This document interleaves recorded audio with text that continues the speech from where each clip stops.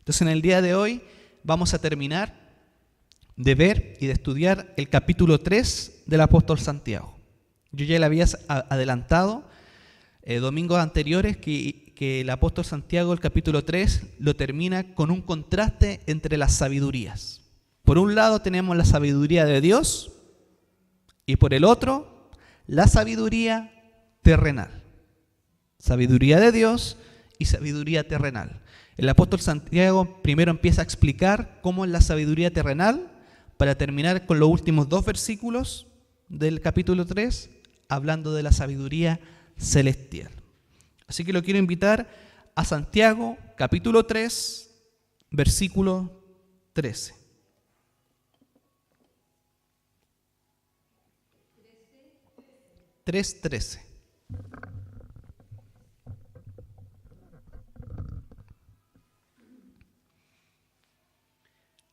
Santiago, capítulo 3, versículo 13. Lo primero que tenemos que decir que la iglesia está en medio del mundo para hacer que la luz del evangelio brille. ¿Sí o no? Para eso estamos en el mundo. Para el primer propósito del cristiano es darle la gloria a Dios. Pero nuestra función y nuestro propósito en el mundo es que la luz del evangelio brille, ¿verdad? Brille en nuestros trabajos, brille en nuestras familias, brille en el entorno de amistades o en el contexto familiar, ya sea con su esposo o con su esposa o con sus hijos. La iglesia está en medio del mundo justamente para hacer brillar la luz del evangelio. Y cada uno en sus lugares respectivos. Cada uno podemos hacer un alcance con el evangelio que el otro no puede hacer, ¿verdad?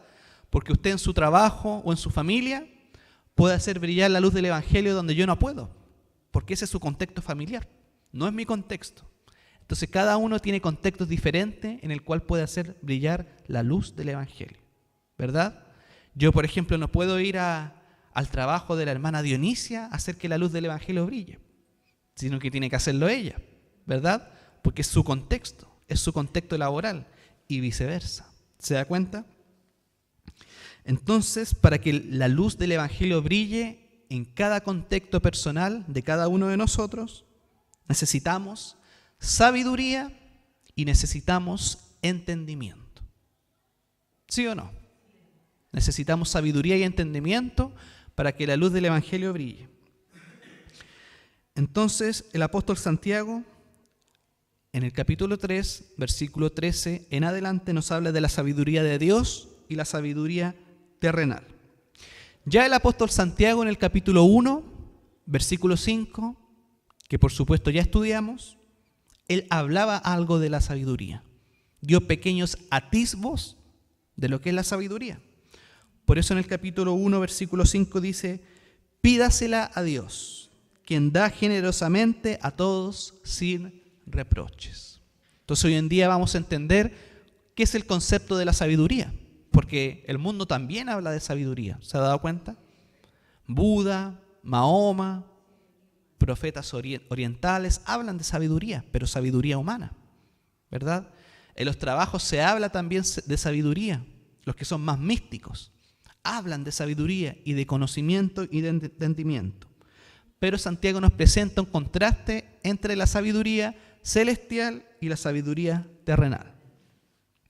El pastor Mark Dever, que es el pastor principal de la Iglesia Bautista Capital Church en Estados Unidos, en Washington, D.C., dijo la siguiente frase: la predicación hace que el evangelio sea audible para todos, pero la iglesia hace que el evangelio sea visible para todos. ¿Se da cuenta? La predicación hace que el evangelio sea audible para todos. Yo me puedo poner a predicar en una plaza, yo me puedo poner a predicar en cualquier lugar, pero eso va a ser solamente audible para la persona. Y tiene que haber un trabajo del Espíritu Santo en que mueva a las personas que escucharon el mensaje para que sean receptoras de la gracia y de la fe para creer en Jesucristo. Pero la iglesia hace que el evangelio sea visible para todos. Yo les pregunto a ustedes, ¿quién es la iglesia? Por supuesto que nosotros. Recuerden que el paradigma de iglesia lo rompió Jesucristo con respecto al templo, ¿verdad? Cuando Jesucristo hablaba de que el templo iba a caer, pero iba a ser después resucitado o levantado al tercer día, se refería a su cuerpo, a Él, a la resurrección final. Pero, ¿qué tenían en mente los judíos? El gran templo de Jerusalén. Ese templo ellos creían. Por eso cuando Jesús hablaba, los que no eran espirituales, por así decirlo, entendían chino. No entendían nada. Incluso los mismos discípulos o apóstoles estaban en eso, confundidos. ¿Qué querrá decir Jesucristo con esto o con esto otro? Pero su mente estaba siendo la de los discípulos transformada, ¿verdad? Por eso usted puede ver un claro contraste entre la actitud de los discípulos en la primera etapa del ministerio de Jesús a la actitud de los discípulos ya después cuando Jesús había resucitado y ascendido al cielo. ¿Se acuerda? Ya la actitud de los apóstoles y discípulos era distinta. Tenían más fe, ¿verdad? También en Hechos nos habla del Espíritu Santo, que viene a ellos, los regenera, los llena de su Espíritu Santo. Pero ellos tenían una actitud totalmente distinta en el primer momento del ministerio de Jesucristo y ya después cuando escriben primera y segunda de Pedro, Colosenses, Filipenses, el apóstol Pablo, Efesios, es totalmente otra la actitud de los discípulos. Entonces la iglesia hace que el evangelio sea visible para todos. Usted hace que el evangelio, que la gloria de Dios sea visible en su trabajo, en la escuela, universidad, en el caso de la Fiorella, el trabajo para los que trabajan, los que estudian, en el liceo, en el colegio. Eso hace, ¿verdad?, que el evangelio sea visible para todos. Pero la iglesia, es decir, con sus actos.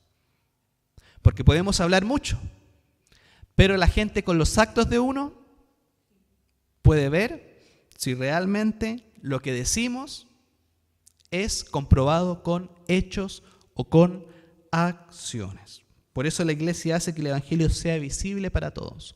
Cada uno de nosotros en nuestro trabajo tenemos, o nuestros estudios, tenemos el deber de hacer brillar la luz del evangelio con nuestras acciones. Entonces el versículo 13, ¿lo tiene? Hermana Paola, por favor. La verdadera sabiduría proviene de Dios. Si ustedes son sabios y entienden los caminos de Dios, demuéstrenlo viviendo una vida honesta y haciendo buenas acciones con la humildad que proviene de la sabiduría. Amén. Entonces Santiago se está dirigiendo, recuerdan que hablamos que existían receptores primarios y secundarios de las epístolas. ¿Se acuerdan quién eran los receptores primarios de la epístola de Santiago? Judíos que habían sido dispersados por todas las regiones aledañas, ¿verdad?, a Jerusalén. Es decir, habían sido desplazados de su lugar de origen. Es como si vinieran los españoles y nos sacaran a todos de nuestras casas y de nuestro país y nos mandaran a vivir a Perú, a Bolivia, a Paraguay, a Argentina. ¿Cómo se sentiría usted?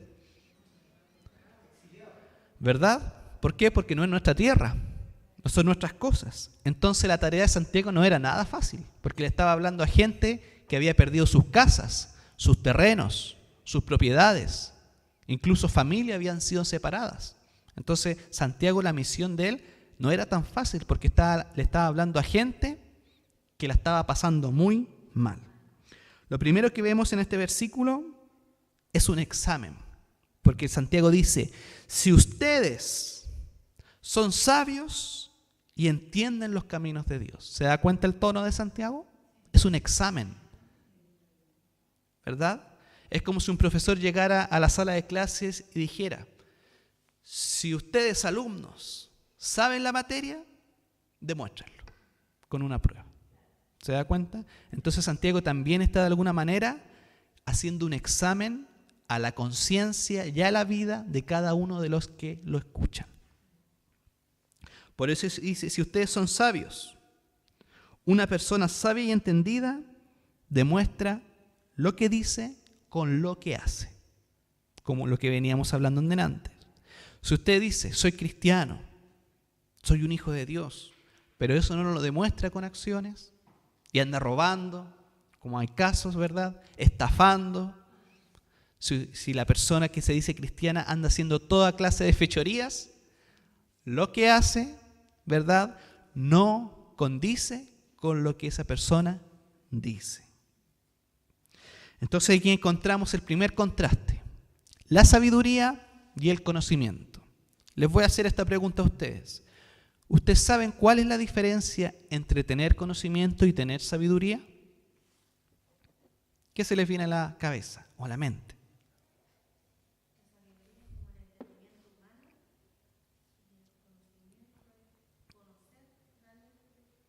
No. Les explico.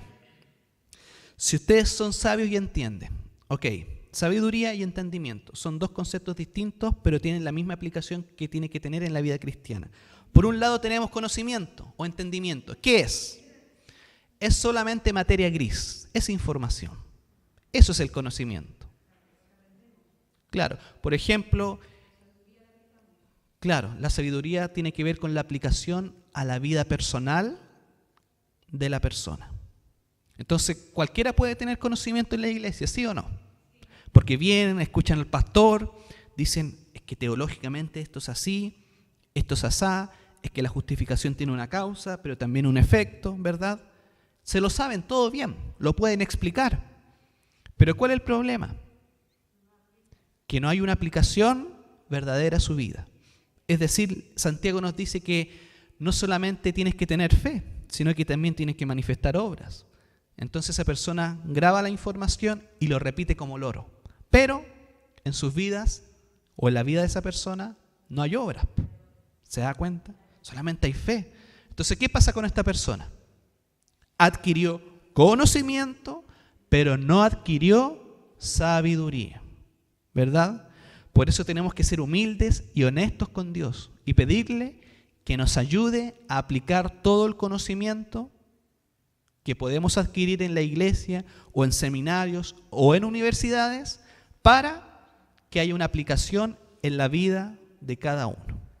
Conocimiento solamente es materia gris, información, pero sabiduría, aplicación a la vida personal de cada uno. Por ejemplo, en la universidad, cuando uno sale de la universidad sale con muchos conceptos. Yo salí con muchos conceptos de la universidad, modelos de cambio, ¿verdad? Modelos del trabajo social, cómo trabajar con una persona. Yo salí con todo eso de la universidad. Pero eso es solo conocimiento si en el trabajo no lo aplico, ¿verdad?, a la vida de las personas con las que estoy trabajando. Porque es solamente materia gris, información. Y cualquiera puede adquirir información, ya sea en una iglesia, en una universidad o en cualquier centro de estudios, ¿sí o no? Es la pura teoría y no es la práctica. Por eso en los centros de estudios hay ramos o asignaturas que van enfocadas a la teoría, pero después cuando la carrera avanza, ¿qué pasa? Práctica. Por ejemplo, Fiorella, ¿sí o no Fiorella? Ahora Fiorella empieza con sus prácticas respecto a todo lo que tiene que ver con la obstetricia. ¿No es cierto, Fiorella? Entonces, ¿qué tiene que hacer Fiorella ahí?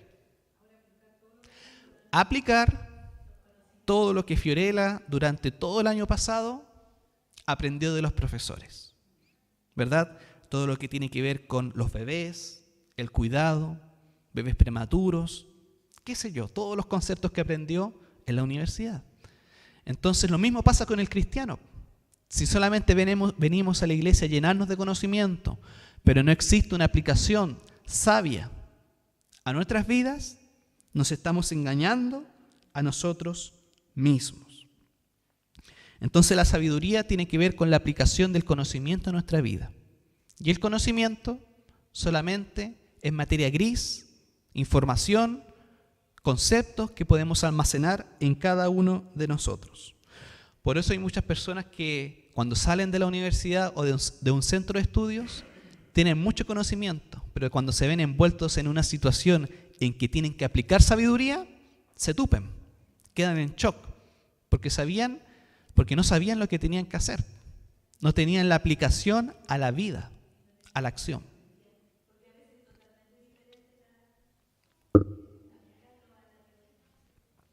Por supuesto. Pero para el cristiano, ¿cómo nos vamos haciendo más sabios? Obviamente con conocimiento. Es verdad que el conocimiento es materia gris, es información, es conocimiento. Pero tú no puedes ser sabio como cristiano si no tienes conocimiento. ¿Verdad? Son las dos cosas, estos dos conceptos tienen que ir juntos. Tengo el conocimiento, pero también tengo que tener la sabiduría. ¿Verdad? Por ejemplo, si la Biblia me enseña a no airarme, a no enojarme en sobremanera, ¿cómo sería una aplicación sabia a la vida? No andar gritoneando, pegándole a las puertas, ser tolerante, tranquilizarme, ser manso, ¿sí o no? Tener paz. Eso sería una aplicación a la vida. Y cada uno sabe cómo realmente tranquilizarse frente a situaciones estresantes de la vida. ¿Sí o no? Usted, por ejemplo, ¿cómo llega a la tranquilidad cuando tiene una situación estresante?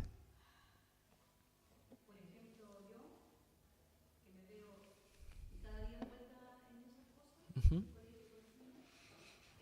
trato de escuchar primero y después reaccionar. Uh-huh. Yo reacciono al tiro, Claro, voy a hacerlo de mala manera.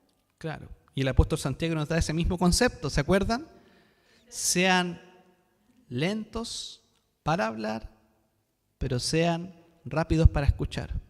Lentos para irarse, pero tenemos que ser rápidos para escuchar. Pero por lo general la gente es lo contrario. Son rápidos para reaccionar, ¿verdad? Pero para escuchar, lentos, no les gusta escuchar lo que pasó o de la otra parte.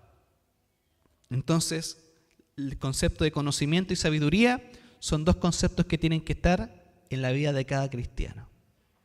Los dos se retroalimentan, ¿verdad? Y los dos son compatibles.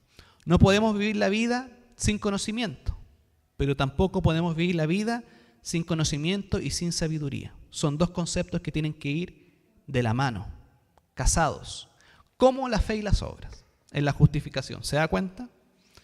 En la vida de un cristiano no puede haber solamente fe, tiene que manifestarlo con obras. Y con el conocimiento y la sabiduría también lo mismo, tienen que ir de la mano. ¿Se da cuenta?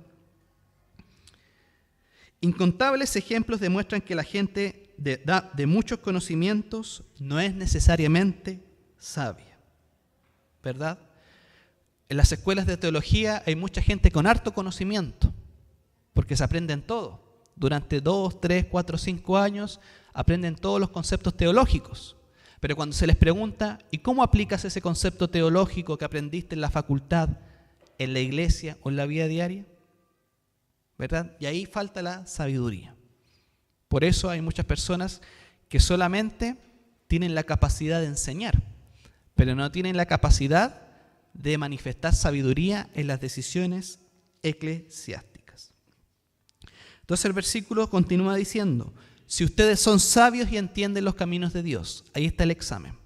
¿Por qué? Porque Santiago ya había vislumbrado que entre sus oyentes había gente, quizás con mucho conocimiento, pero con muy poca sabiduría. Y aquí viene la demostración en el versículo. Si ustedes son sabios y entienden los caminos de Dios, ¿qué dice después? Demuéstrenlo viviendo una vida honesta. ¿Se da cuenta? El apóstol Santiago es muy inteligente al estructurar el versículo, porque sabemos que fue inspirado por el Espíritu Santo. Entonces Santiago alienta al sabio a mostrar por medio de su conducta que ha recibido sabiduría. Porque dice, demuéstrenlo viviendo una vida honesta. ¿Se da cuenta? Entonces Santiago parece indicar que entre los cristianos, los hombres sabios y entendidos son la minoría. Ojo con eso, porque no siempre en una iglesia, por chica o por grande que sea, todos son sabios. Porque Santiago nos da a entender que dentro de los que lo escuchaban, había solamente una minoría que era sabia. Tenía conocimiento y tenía sabiduría. Pero ¿qué pasa con el resto de la congregación? No necesariamente es sabia. ¿Se da cuenta? Entonces Santiago también exhorta a los que tienen conocimiento que lo demuestren por palabra y obra, que efectivamente son sabios. No solo palabras, sino que también hechos y acciones, para demostrar que tú eres una persona sabia. Por eso, lamentablemente, incluso hay muchos cristianos que tienen problemas en su vida, porque pueden tener el conocimiento, pero no tienen la otra parte, que es la sabiduría. ¿Por qué? ¿Por qué ustedes creen que muchos tienen conocimiento, pero pocos tienen sabiduría?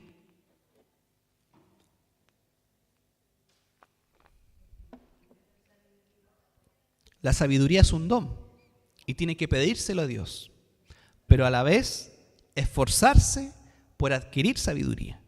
Cuando una persona no estudia la Biblia o no quiere adquirir conocimiento, ¿usted cree que va a tener sabiduría esa persona?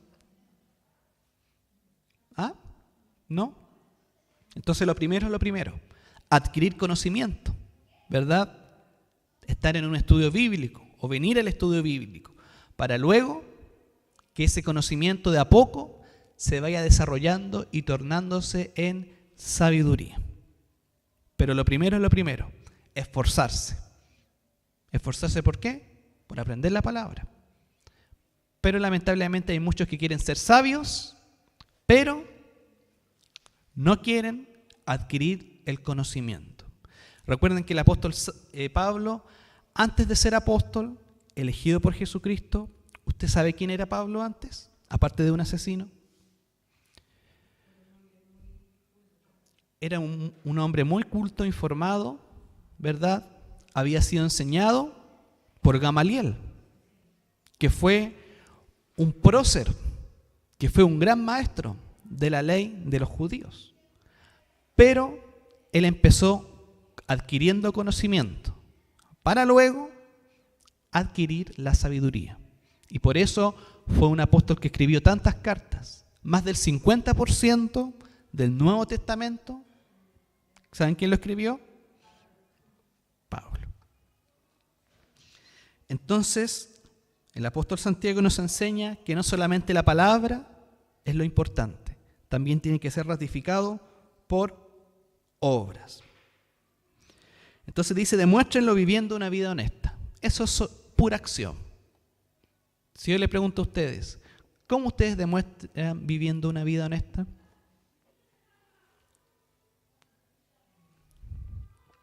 Hermana Dionisia, por ejemplo, ¿cómo usted cree que una persona puede demostrar que está viviendo una vida honesta?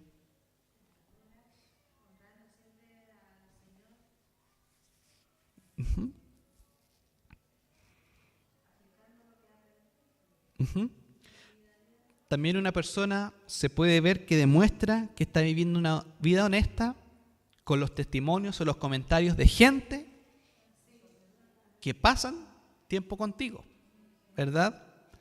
¿Por qué? Porque ellos son los que te conocen más. Por ejemplo, las personas que trabajan pasan 8 horas en el trabajo, sin contar la ida y la vuelta, ¿verdad? Entonces uno pasa más tiempo con gente en el trabajo que incluso con la misma familia. Porque uno ya llega a la casa a las 7, 8 de la tarde, se acuesta a las 10, 11 y después a las 7, 7 y media de nuevo levantarse para ir al trabajo. Pero uno pasa la mañana entera ahí en el trabajo, la tarde entera, almuerza con los compañeros, tiene coinonía con los compañeros. Entonces, los mejores que pueden hablar de la vida de una persona son los que pasan tiempo contigo. Después viene una afirmación, porque después de decir, demuéstrenlo viviendo una vida honesta, ¿qué dice el versículo? Haciendo buenas acciones con la humildad que proviene de la sabiduría. Entonces, una persona sabia, usando solamente la lógica, una persona sabia, ¿qué entrega una persona sabia? Humildad, como dice el versículo. Haciendo buenas acciones con la humildad que proviene de la sabiduría. Es decir, No es una persona que diga, yo me las sé todas. Yo soy el pastor de la iglesia. Claro, así que no necesito a nadie que me enseñe. O no necesito a nadie que me diga lo que tengo que hacer. O que diga, ¿no es cierto?, es que yo tengo que tomar las riendas de la iglesia porque yo soy el pastor. No, no es así. Hay que tener humildad. Y hay que también saber reconocer a las personas que te ayudaron a crecer, ¿verdad? Y hay muchos ejemplos bíblicos de eso. Los apóstoles con los discípulos, ¿verdad? Porque ustedes saben que los apóstoles de Jesucristo también dejaron discípulos. Y esos discípulos también escribieron textos y escribieron libros que por supuesto no son inspirados por el Espíritu Santo como la Biblia, pero ellos también dejaron testimonio respecto a las prácticas y de lo que habían aprendido. Por ejemplo, Policarpo con Juan, Bernabé, Timoteo, Tito, ¿verdad? Y tantos discípulos que podemos encontrar en la palabra de Dios. Entonces, la sabiduría o una persona sabia es una persona que es humilde. Hay humildad en él. No se las sabe todas. Reconoce que también le faltan cosas. Reconoce que le falta aprender cosas. Porque nadie puede decir, yo me las sé todas. ¿Sí o no? Sino que en el transcurso de la santificación y del camino del cristiano, es verdad, cada vez vamos aprendiendo más y cada vez somos más sabios. Pero en esta tierra uno nunca va a terminar de decir, ya lo aprendí todo. No, jamás. Entonces dice la última parte del versículo, haciendo buenas acciones con la humildad que proviene de la sabiduría. La sabiduría es un don de Dios y una persona sabia, por ende, es humilde. Los hechos hablan más fuerte que las palabras, ¿verdad? Entonces, ¿qué uno necesita hacer? Observar las obras de una persona para ver si sus obras van de acuerdo a lo que dice, ¿verdad? Hay muchos ejemplos de gente que dice, no, yo en mi casa oro con mi familia, la trato con amor, con respeto, pero de repente tenía un vecino y el vecino decía, no, si le pasa echando garabatos todo el día a la señora, ¿verdad? O al hijo. Entonces, ¿qué está pasando acá? Existe una disonancia, una incongruencia entre lo que dice y entre lo que está haciendo. Entonces, el versículo dice, buenas acciones con la humildad que proviene de la sabiduría. ¿Cuáles son estas obras? Son las que se hacen con un espíritu humilde y amable, controlado por un espíritu de sabiduría celestial. Si una persona en la iglesia dice, yo ayudo, pero no lo hace con humildad, lo hace con un espíritu de soberbia, o de orgullo, o rezongando, o yo ofrendo, o yo diezmo, pero lo hace con una actitud que no es humildad, sino que es una actitud altiva, soberbia, ¿verdad? Como la parábola del publicano. Yo hago esto, pero los demás no hacen nada. Yo visito y yo soy el único que visita en la iglesia. O yo soy el único que llamo a los hermanos. Pero esa persona, ¿acaso lo sabe todo para decir esas palabras? Por supuesto que no, ¿verdad? Y lamentablemente, en muchos lugares, en el contexto eclesiástico, la gente se siente más con orgullo y soberbia por hacer cosas que el otro no hace. Pero el apóstol Pablo nos dejó una lección. Somos un cuerpo, ¿verdad? Y como un cuerpo, cada uno tiene función diferente. No todos pueden ser iguales y no todos pueden hacer lo mismo. Pero lo que tú hagas para Dios, hácelo con humildad, no con soberbia ni orgullo, porque eso está comprobando que no eres una persona que tenga sabiduría, sino que quizás solamente una persona que tenga conocimiento, pero no necesariamente que tenga sabiduría. ¿Se da cuenta? La palabra es categórica. Y en esta versión de la NTV, uno queda claro al concepto que quiere hacer destacar el apóstol. Y podemos entenderlo con claridad. Las buenas acciones y las obras de los cristianos se hacen con humildad, con mansedumbre, con templanza y no con un espíritu crítico ni de contienda. Como mencionaba anteriormente, hay muchos que hacen muchas cosas para la iglesia, pero usted le pregunta, ¿y cómo está, hermano o hermana? Ay, es que nadie hace nada aquí. Es que tengo que hacer todo. Es que soy el único que visita. Es que soy el único que llama. Es que soy el único que llego temprano. O soy el único que arregla los equipos o las mesas. No, eso no es humildad, ¿verdad? Sino que es un espíritu de contienda, un espíritu crítico.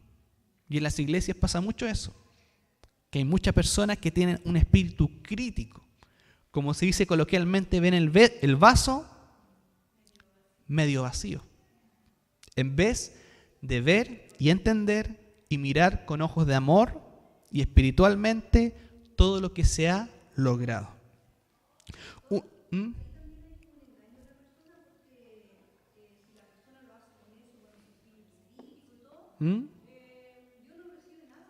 Por supuesto, ¿se da cuenta? Las obras que Dios recibe son aquellas que se hacen con humildad. Y los que la hacen con humildad son sabios. Claro, ¿se da cuenta? Entonces todos tenemos que hacer lo que hagamos para la iglesia.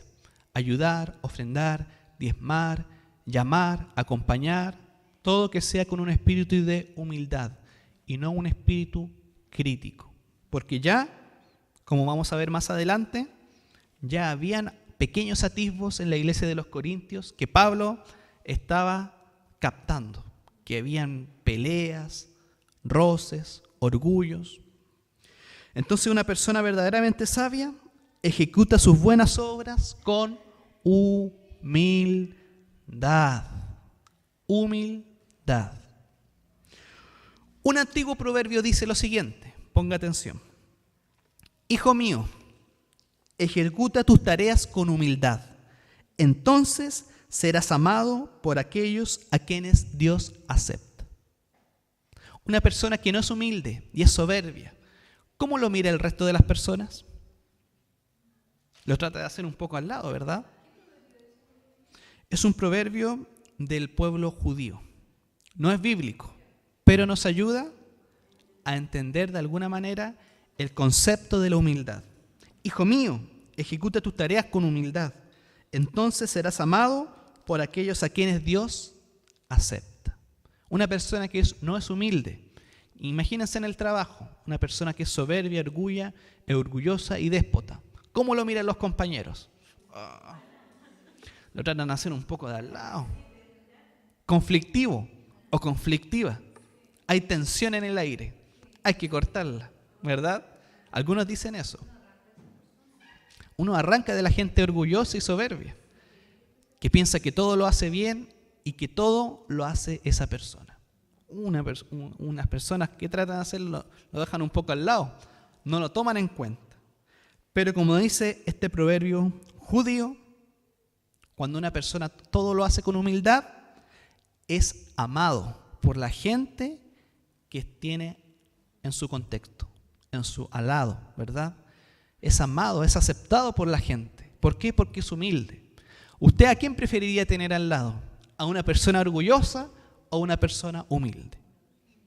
Obviamente, ¿verdad? Porque el trabajo se hace más placentero, se hace más fácil. Pero con alguien orgulloso, tensión, ¿verdad? Con una persona orgullosa al lado, ¿qué es lo que pasa? Malas relaciones, problemas. Entonces, como dice la última parte del versículo, haciendo buenas acciones con la humildad que proviene de la sabiduría. Lo mismo pasa con los equipos de trabajo. Cuando alguien trabaja y una persona es el director, si esa persona, el director, el que manda una empresa o el que manda en cualquier ámbito laboral, si esa persona es sabia, va a ser una persona humilde y va a saber llevar a su equipo a conseguir el propósito laboral que ellos están buscando. Pero ¿qué pasa con el jefe cuando es orgulloso? Cuando es soberbio, ¿verdad? El rendimiento es menor justamente, ¿verdad? lamentablemente no todos tienen por así decirlo, la bendición de tener ambientes de buen laboral, de grato ambiente laboral. Claro, cuando hay mala convivencia, todo se corta. No todos producen igual. Llegan con dolores de estómago al trabajo. Como dice, es tóxico el ambiente. Llegan con dolores de cabeza.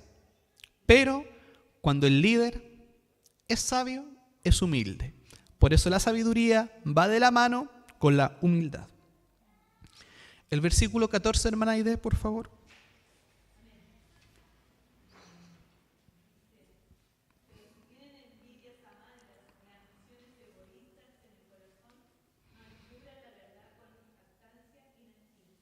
Pero si tienen envidias amargas, ¿por qué usará el apóstol Santiago el concepto amargo?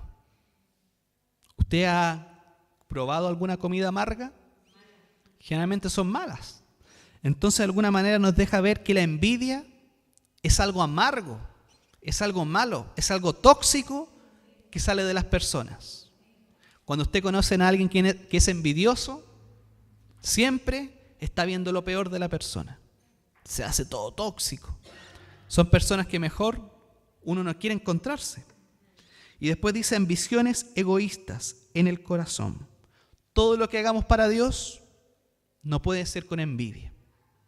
Y todo lo que hagamos para Dios no puede ser por una ambición personal. ¿Se da cuenta?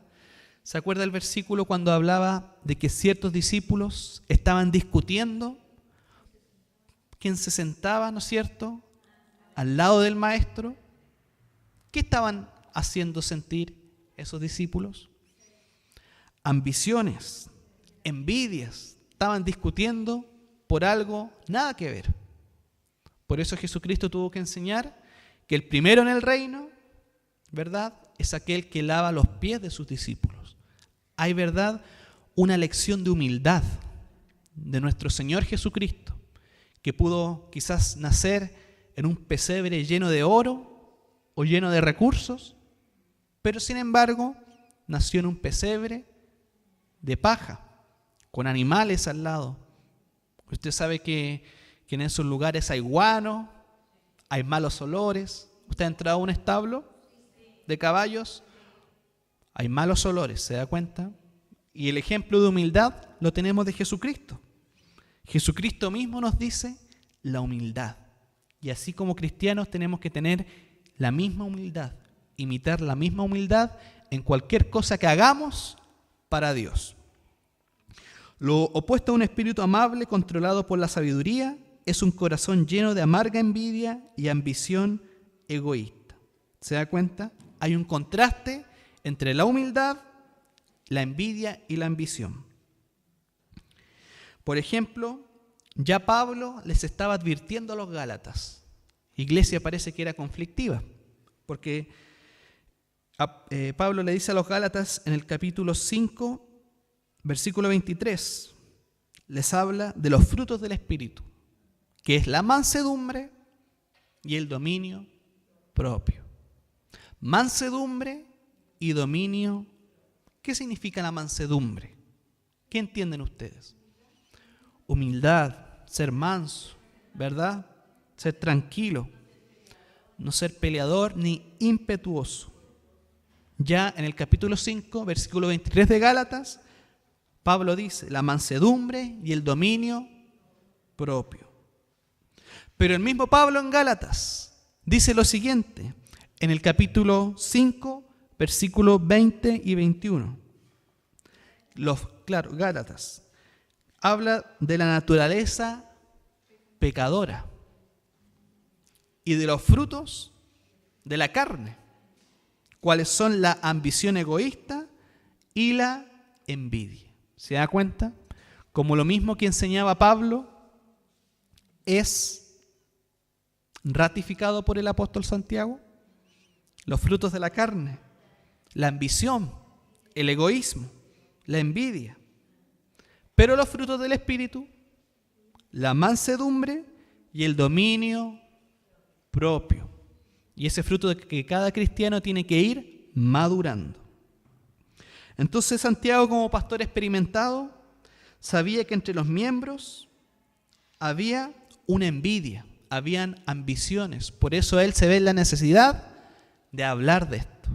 Sean sabios y sean humildes en todo lo que hagan para Dios. Incluso Pablo también en Efesios, en el capítulo 4, versículo 31, nos habla del contristamiento del Espíritu Santo y nos dice: líbrense de toda amargura. El corazón que alberga amarga envidia y ambición carece o le falta sabiduría celestial.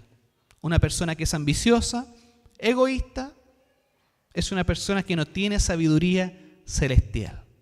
Porque ¿cuál es la característica de alguien sabio? Les pregunto a ustedes. La humildad. Y el versículo 15 y versículo 16. Fiorella, por favor.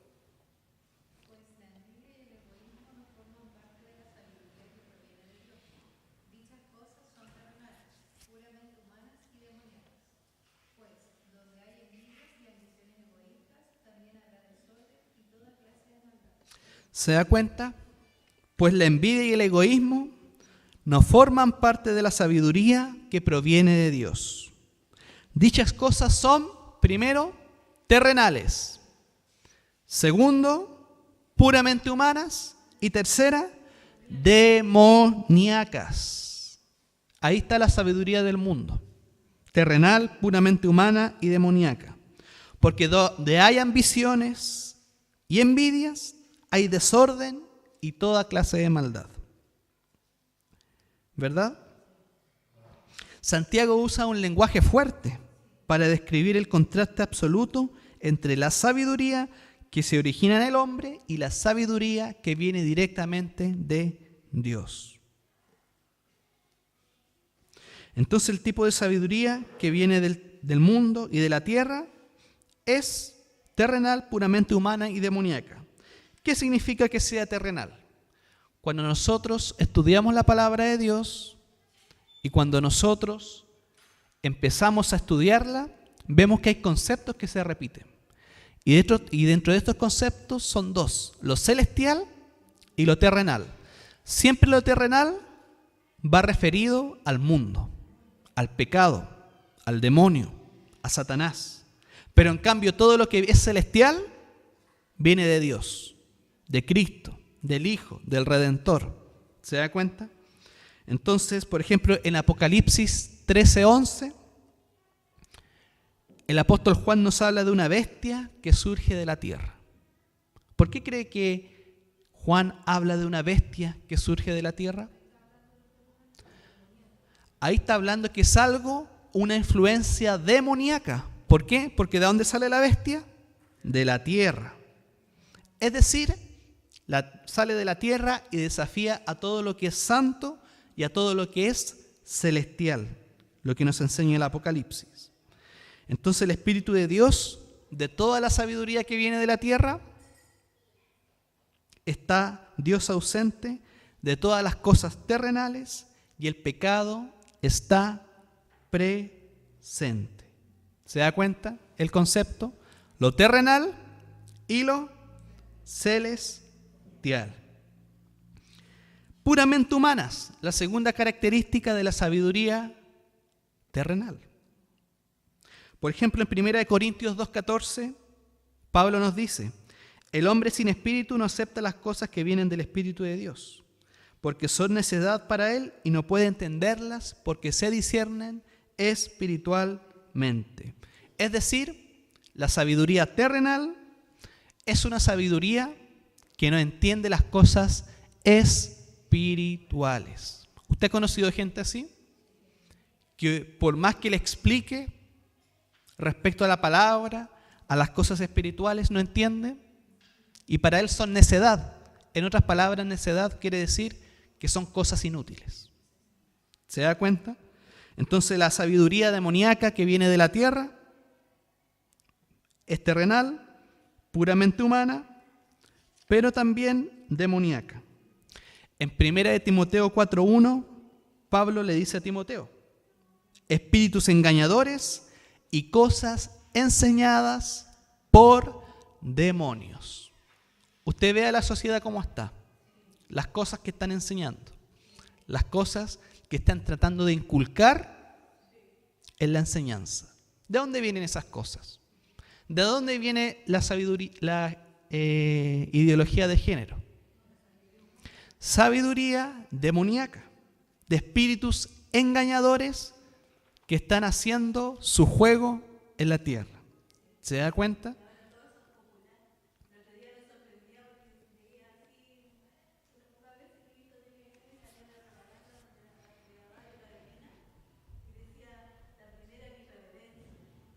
¿Cómo? Uh-huh.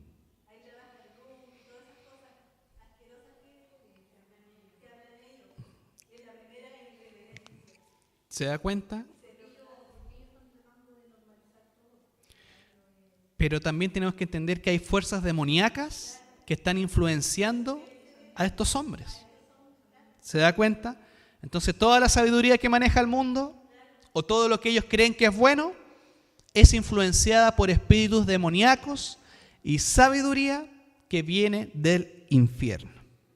Y la última característica de la sabiduría terrenal dice que es demoníaca, justamente. Esa sabiduría es del demonio, es del infierno, viene de Satanás mismo. Entonces usted ponga atención. ¿Qué están hablando las noticias? ¿Qué quieren hacer los presidentes? ¿Qué quieren hacer los ministros de educación, de salud? Todas esas influencias demoníacas se están moviendo en el aire y están influenciando a todas estas personas que tienen cargos importantes. ¿Para qué? Para que toda la gente acepte la influencia demoníaca. Cuando el demonio habla mentira, esto ya es malo, ¿sí o no? ¿Sí o no? Cuando el demonio habla mentira, esto ya es primera. Segunda, ponga atención. Cuando usa al mundo para perpetrar la mentira, es peor. ¿Sí o no? Entonces, primero tenemos el demonio, habla mentira, ya es malo. Pero cuando el demonio usa al mundo para que el mundo esté en la mentira, es peor. ¿Verdad? Tercero, y esta es la peor de todas. Pero cuando los miembros de la iglesia se transforman en sus instrumentos para diseminar una sabiduría demoníaca, nos encontramos ante la peor de todas las situaciones. ¿Sí o no? Porque el demonio habla mentira, es malo. Cuando usa al mundo, a la educación, para que esta sabiduría se propague, es peor. Pero cuando los miembros de la iglesia hablan sabiduría demoníaca, nos encontramos ante la peor de todas las situaciones. Yo les pregunto a ustedes, ¿por qué es la peor de todas las situaciones? Cuando la iglesia empieza a hablar, o en las iglesias empiezan a hablar sabiduría que viene del demonio. Porque la palabra de Dios nos enseña de que la iglesia es columna y sostén de la verdad. Ese es nuestro propósito, predicar la verdad, lejos de la sabiduría demoníaca. Pero ¿qué pasa si ya la misma iglesia está contaminada? ¿Quién va a hablar la verdad? ¿Se da cuenta? ¿A quién podemos recurrir? Y aún así hay muchas iglesias que hablan sabiduría del demonio. La iglesia es la columna y sostén de la verdad.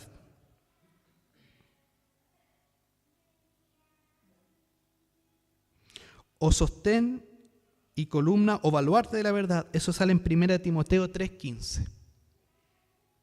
La iglesia es el sostén de la verdad, pero si la iglesia está contaminada con falsas enseñanzas, falsas doctrinas, falsa sabiduría, ¿qué le espera al mundo? Si nosotros somos los encargados de propagar la verdad, pero hay tantas iglesias engañadas, o predicadores, o pastores que hablan sabiduría del mundo, o como dice Santiago, sabiduría del demonio. La carta de Santiago da la impresión de que el demonio empleaba a alguno de los miembros de la iglesia, ¿verdad? Da la impresión de que cuando Santiago habla respecto a esto, ya en la iglesia los receptores primarios de la carta, ya había problemas respecto a lo que estaban enseñando. ¿Se da cuenta?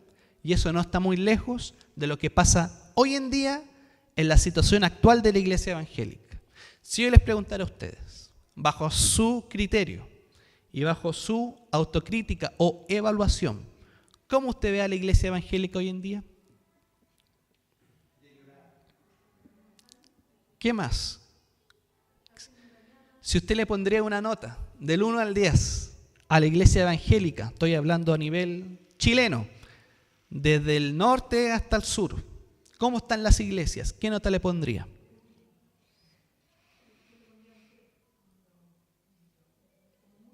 Un 2, un 3, ¿qué más?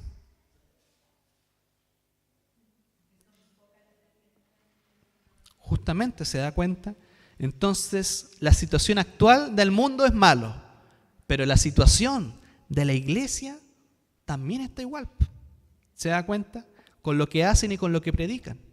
Entonces, por eso es una minoría, como enseña la palabra, aquellos que han sido preordenados para la salvación de Dios. Y ya en el Apocalipsis nos dice, en el final de los tiempos, que va a haber un periodo de apostasía terrible, en el cual pocos van a tener la verdad y pocos la van a seguir y sobre todo predicar, porque el mundo entero va a estar contaminado con falsas ideas y falsos conceptos respecto a lo que es la sabiduría. Porque en esa época, en la gran tribulación, ¿verdad?, en la apostasía, como nos enseña Pablo y los demás apóstoles, va a ser un periodo de engaño terrible. Si ahora el mundo está engañado, imagínense cómo va a estar para ese tiempo. Mucho peor. Pero la iglesia, hay una promesa para nosotros. Las puertas del Hades no prevalecerán en contra de la iglesia. ¿Se da cuenta? Pero va a estar mucho peor el mundo en ese tiempo respecto a la sabiduría. Como dice Santiago, sabiduría del demonio, sabiduría demoníaca que viene del infierno mismo. Ahí donde se va a perpetuar todas las mentiras. Mentiras por allá y mentiras por acá. Si ya hay mentira hoy en el mundo, en ese tiempo va a ser mucho peor. Ni se imaginan cómo va a ser. Pero siempre va a haber un remanente de elegidos, de verdaderos cristianos, que van a seguir la verdad, que la van a predicar y enseñar, aunque tengan el rechazo de todos los que los rodean. Donde hay envidias y ambiciones egoístas, también habrá desorden y toda clase de maldad. Yo les pregunto a ustedes lo siguiente. Cuando una persona tiene envidias y ambiciones, ¿cómo es su vida? Miserable, ¿y qué más? Amargada, nunca está conforme con nada. Y el apóstol Santiago agrega otras características de una persona que es envidiosa y ambiciosa. Como dice el versículo, hay desorden y toda clase de maldad. Como lo que pasó con el famoso obispo en Santiago. ¿Se da cuenta? No es una persona sabia, es una persona ambiciosa, con envidias, y eso produce que hay desorden en su vida y hay desorden en todo lo que él administra. Justamente por la causa que es la envidia y ambición. Eso genera desorden a nivel espiritual en su vida, pero también desorden en todo lo que hace. Por eso, lamentablemente, a todas las iglesias evangélicas las mandan al mismo saco. Es como si dijéramos todos los mecánicos son ladrones. ¿Usted qué diría? No.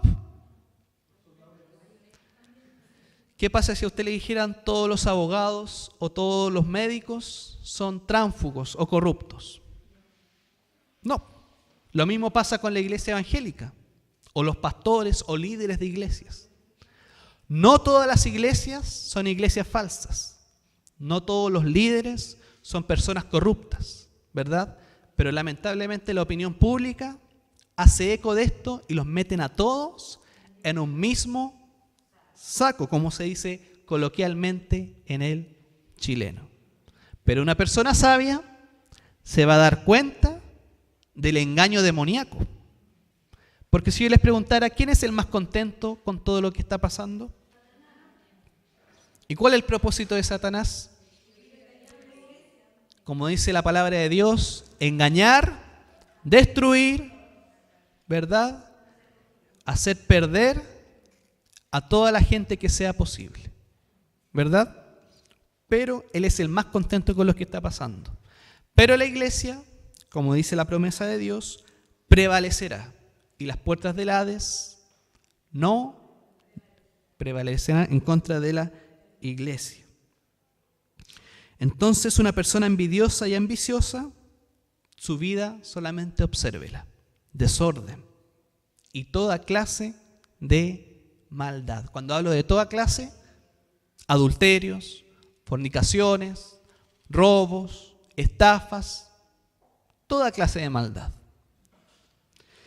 ¿Y qué es la envidia? La envidia es la resentida y hasta odiosa aversión por la buena fortuna o bendición de otros. ¿Qué hace la envidia en las relaciones? La envidia destruye la mutua confianza, arrasa con la unidad y es demoníaca en su propósito. ¿Se da cuenta? Generalmente las familias pasan, ¿se ha dado cuenta? ¿Qué pasa cuando en una familia hay envidia? Están enojados los unos con los otros, no se perdonan, tienen problemas. Entonces la envidia destruye la mutua confianza y arrasa con la unidad. Una familia unida, usted imagínese una familia unida, pero ahora imagínese que se meta la envidia en sus miembros. ¿Qué llegaría a pasar? Se dividen, unos por acá, otros por allá y los otros por acá, y otro grupito por allá. Yo que trabajo con familias, niños, padres, madres, lo veo todos los días. Cuando tengo sesiones con ellos. Es que ella me dijo esto, es que ella me dijo esto otro. ¿Pero qué hago? ¿Usted qué me aconseja? Pero si yo voy por allá, yo voy por acá. Y vino para acá y me dijo esto y esto no era verdad. Entonces uno tiene que empezar a despejar la situación para encontrar la verdadera verdad respecto a la situación familiar. Pero eso hace la envidia. Por eso es tan destructiva. Y como dice Santiago, la envidia genera desorden. La ambición produce desorden. Iglesias que son egoístas o iglesias ambiciosas tienen desorden a todo nivel. En la vida de los miembros o líderes o en toda estructura. Y la expresión desorden parece tener alguna de las connotaciones negativas de nuestra palabra anarquía. ¿Usted sabe lo que es la anarquía?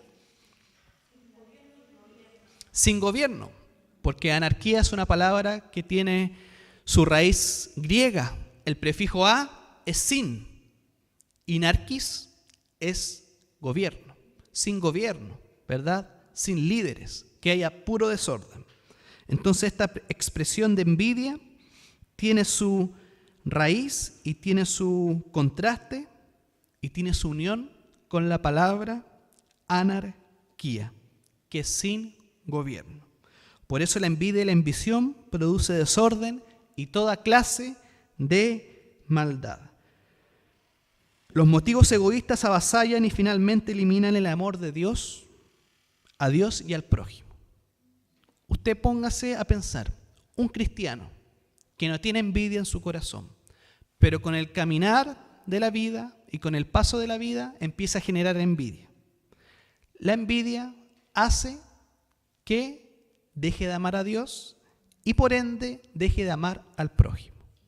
¿Sí o no? Eso es lo que hace la envidia, hablando en el contexto eclesiástico de los miembros de una iglesia. En sí misma la ambición es una fuerza que de alguna manera podemos decir que es buena, pero cuando tiene motivos egoístas es mala. Porque una persona que quiera superarse en la vida tiene una ambición, ¿sí o no? Una ambición que de alguna manera podríamos decir que es buena, porque quiere superarse, quiere estudiar una carrera para mantener a su familia, trabajar en lo que estudió. Hay una ambición que es buena, pero también hay una ambición que tiene motivos egoístas, ¿no es cierto? Y ahí podemos ver las malas conductas de las personas que son envidiosas o ambiciosas. la codicia, ¿no es cierto? Y como yo les decía anteriormente, el apóstol Pablo en 1 Corintios 3:3 ya hablaba y regañaba y exhortaba a los de Corintio.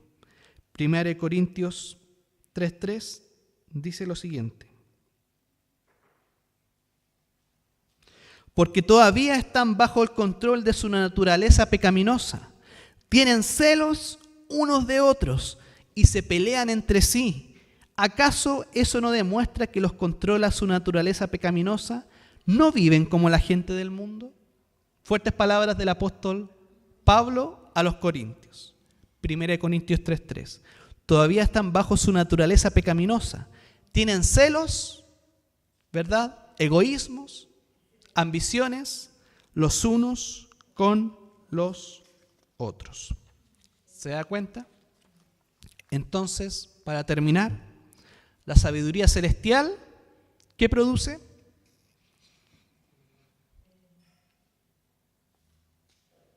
Humildad. Una persona que realmente es sabia demuestra su actitud con humildad. Las palabras tienen que ser ratificadas con las obras. Pero en cambio la sabiduría que es terrenal es demoníaca, terrenal y puramente humana, en donde encontramos egoísmos, ambiciones, celos, contiendas, ira y toda clase de maldad.